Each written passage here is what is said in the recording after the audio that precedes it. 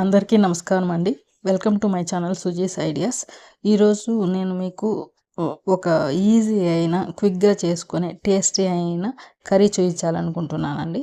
అదే చింతచారు.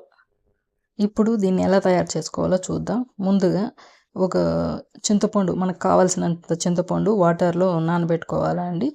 తిరగబాత కోసము ఆనియన్స్, ఒక చిన్న టమాటో, కొత్తిమీర, కరివేపాకు. మిక్సీ జార్ తీసుకొని అందులో నేను చూపించిన పల్లీలు, అంటే దాదాపు ఒక 2 టేబుల్ స్పూన్ల పల్లీలు, ఇందాక నానబెట్టుకున్న చింతపండు, అలాగే 1/2 స్పూన్ ధనియాల పొడి, 1 స్పూన్ కారం, కొద్దిగా పసుపు, అలాగే మీ టేస్ట్కి తగ్గట్టు సాల్ట్. నేను ఇప్పుడు చూపించినవన్నీ మీకు ముగ్గురికి సరిపడా సరిపోతుందండి కర్రీ. తర్వాత 1 స్పూన్, ఫుల్ స్పూను జీలకర్ర వేసుకోవాలండి. ఇవన్నీ బరకగా గ్రైండ్ చేసుకోవాలి. ఇప్పుడు గ్యాస్ మీద బాణలి పెట్టి 1 టేబుల్ స్పూన్ ఆయిల్ వేసుకొని అందులో ఆవాలు, జీలకర్ర వేసుకొని చిటపటలాడిన తర్వాత మనం కట్ చేసుకున్న ఆనియన్లో కొద్దిగా మాత్రమే వేసుకుంటాము, మళ్ళీ పచ్చి వేసుకుంటాము.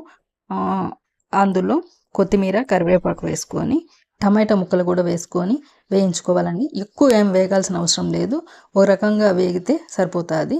ఇది నేను ముగ్గురికి సరిపడా చెప్పానండి కర్రీ. మీకు ఎక్కువ కావాలనుకుంటే ఇంగ్రీడియంట్స్ అన్ని పెంచుకోండి, మీకు కావాల్సిన విధంగా చింతపండు పెంచుకోండి.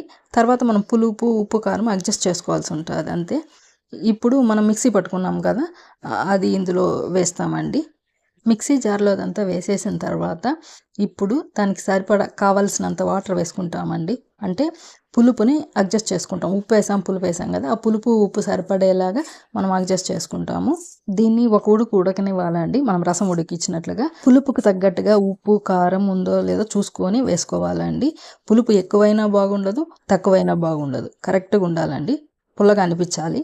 నేను కర్రీని సర్వింగ్ బౌల్లో తీసుకొని ఇందాక మిగిల్చుకున్న ఆనియన్స్ చూపించాను కదండి, అవి మనము ఆ కర్రీలో కలుపుకుంటే ఎంతో టేస్టీ అయిన చింతచారు రెడీ అండి.